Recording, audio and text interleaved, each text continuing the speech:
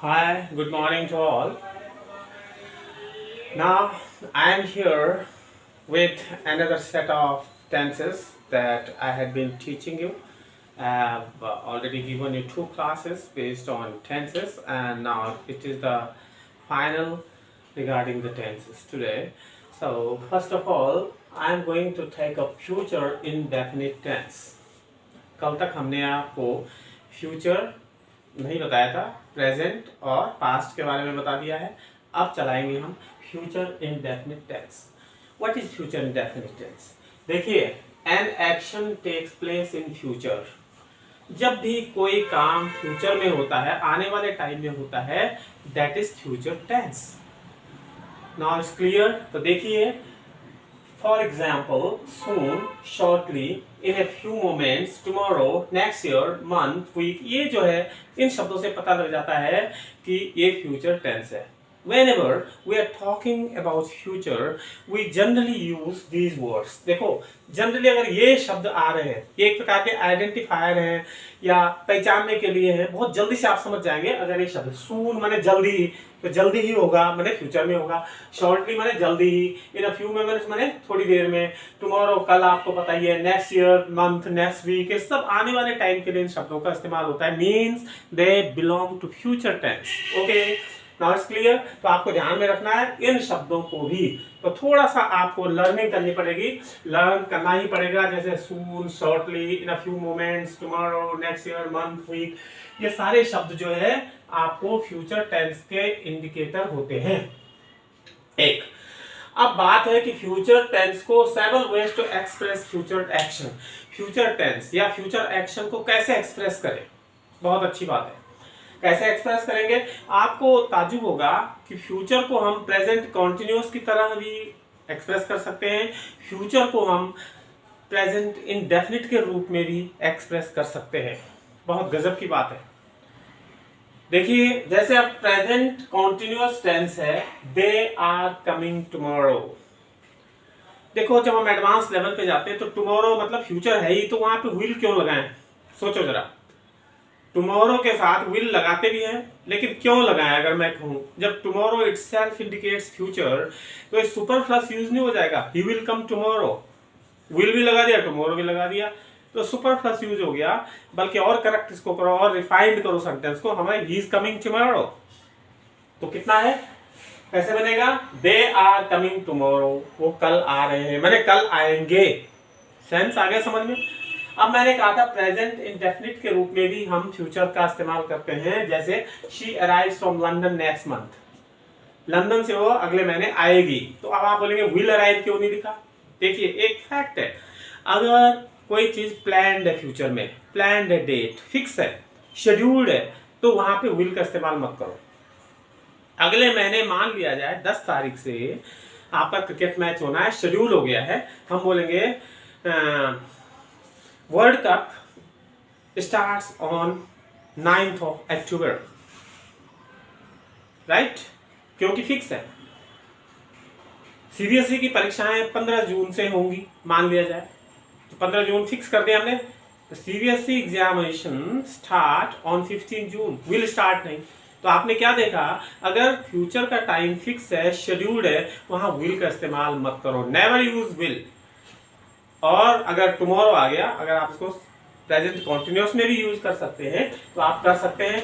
ये दो एग्जाम्पल आपको समझने के लिए एनफ होंगे, आई थिंक सो, राइट?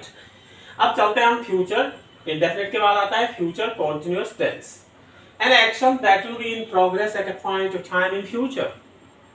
कोई भी एक्शन, कभी हम इस तरह से बात करते हैं कि कोई एक्शन आने वाले टाइम में कंटिन्यू रहेगा।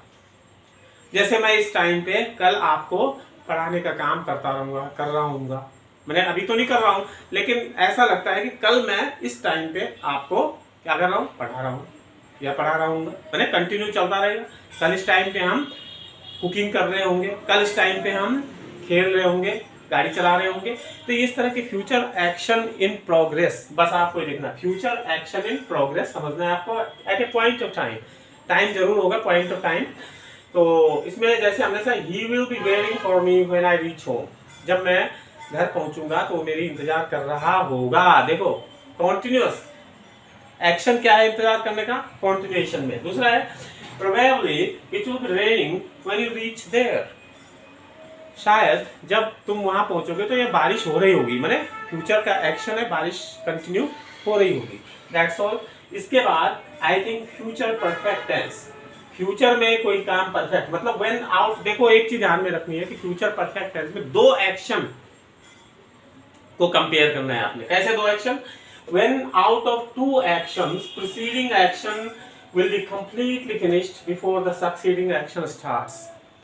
दो एक्शन होंगे, एक पहले होगा एक बाद में होगा, तो प्रीसीडिंग एक्शन पूरी तरह से पूरा हो जाएगा तभी आप दूसरा एक्शन शुरू कर सकते हैं।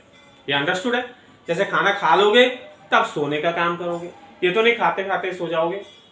कुछ एक्शन का नेचर ऐसे होता है जो तुरंत हो जाते हैं, उसमें एक पूरा होने का इंतजार नहीं करते हम। जैसे पुलिस को देख के चोर भाग गया तो उसने इंतजार थोड़ी किया, शेर को देख के मैं भाग गया, अब शेर को देख के मैं भाग गया, उसी समय देखा और भागा, फिनिश नहीं होने दिया हमने एक चीज। ये नहीं कि शेर आ जाएगा तब देखते हैं बात करेंगे इससे, खाएगा या नहीं खाएगा हमको, ऐसा तो फिर वो खा ही जाएगा। इसलिए फ्यूचर परफेक्ट टेंस में क्या है, when out of two actions preceding action will be completely finished before the succeeding action starts, future perfect tense is there। तो इसमें भी कुछ शब्द हैं आइडेंटिफायर, जिससे थोड़ा पता लग जाता है हमें कि कौन सा जो है शब्द यूज करें। तो इसमें देखो ever, just, already, recently, yet, so far, till, before, after, ये कुछ ऐसे शब्द होते हैं जिनको आप यूज कर सकते हैं फ्यूचर परफेक्ट टेंस में, या कहीं यूज किए हुए हैं तो आपको पहचानने में दिक्कत नहीं होगी, एकदम से ये आइडेंटिफायर का काम करेंगे। She will have already eaten, देखो ऑलरेडी मैंने यूज किया यहाँ पे, वो पहले ही खाना खा चुकी होगी, व्हेन आई रीच होम, मैं जब घर पहुंचूंगा, मैंने खाने का काम पूरा कर चुकी होगी मेरे घर पहुंचने से पहले, मैं तो बाद में पहुंचूंगा, वो पहले काम कर चुकी होगी। He will have rung up his wife before he arrives, आने से पहले अपनी पत्नी को फोन कर चुका होगा, मैंने आएगा बाद में लेकिन पहले क्या काम करेगा, पत्नी को फोन कर चुका होगा। तो ये आपने देखा future indefinite tense, future continuous perfect tense, sorry. अच्छा, दिस इज ओके। नाउ अब हम एक चीज और बता रहे हैं आपको, वो क्या है, कल मैंने बताया था एक टेंस रह चुका था लास्ट वाला, जैसे present perfect continuous, present perfect continuous, perfect भी है कॉन्टिन्यूअस भी है, तो उसमें ज्यादा कोई दिक्कत नहीं। जनरली ये पैसिव फॉर्म में आता है, जो आपको एक्टिव पैसिव बताया जाएगा तो पैसिव फॉर्म में होता है ये, और विल हैव बीन का इस्तेमाल इसमें होता है, विल हैव बीन, और इसमें टाइम दे रखा होता है, ये पहचान है, टाइम और स्टार्ट, किसी एक्शन के स्टार्ट होने का टाइम दे रखा है। जैसे मैं 5 बजे से पढ़ रहा हूं, I have been reading since 5 o'clock, right. इस तरह से हमने देखा जब टाइम पहले काम के शुरू होने का दे रखा हो तो उसमें हम प्रेजेंट परफेक्ट कॉन्टिन्यूअस टेंस का यूज करेंगे, विल हैव बीन का इस्तेमाल हो जाएगा। उसी तरह से पास्ट में भी टाइम शुरू होने का दे रखा है तो पास्ट परफेक्ट कॉन्टिन्यूअस, उसी तरह से future perfect continuous, no problem.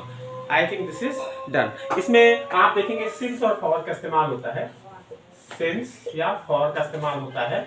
देखो फॉर, और अब मैं आपको बताता हूँ इसमें क्वांटिटी ऑफ टाइम को वो करो, आप क्या करो, quantity of time, quantity of time को देखो।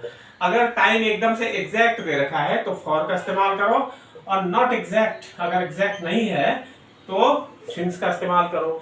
जैसे मैं 2 घंटे से पढ़ा रहा हूँ, I have been teaching for 2 hours, exact बता दिया मैंने 2 घंटे से, लेकिन मैं बोलता हूँ मैं 2 बजे से पढ़ा रहा हूँ, I am not exact as to how long I have been teaching, मैं कितनी देर से पढ़ा रहा हूँ, ये तो बता दिया 2 बजे से, लेकिन 2 बजे से अब तक कितना टाइम हुआ exactly I don't know, so I will be using your sins. मतलब अगर टाइम दे रखा है fix, quantity of time is exact, तो आप यूज करेंगे फॉर का।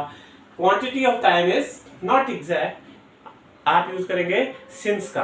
बस इतना हमने इसको बता दिया। इसके बाद you will follow with this some exercises for the competitive purposes and also for the board examination as to what type of questions will be asked. You'll be practicing them, so in next class I'll be here with some important exercises that will ensure you have done the tenses very well. Good afternoon. Here, I think you are understanding everything. One request towards the end of this topic is that you must subscribe to my channel, you must share my channel, you must like my channel, so that I will feel encouraged and will bring something of worth for you. Thank you very much.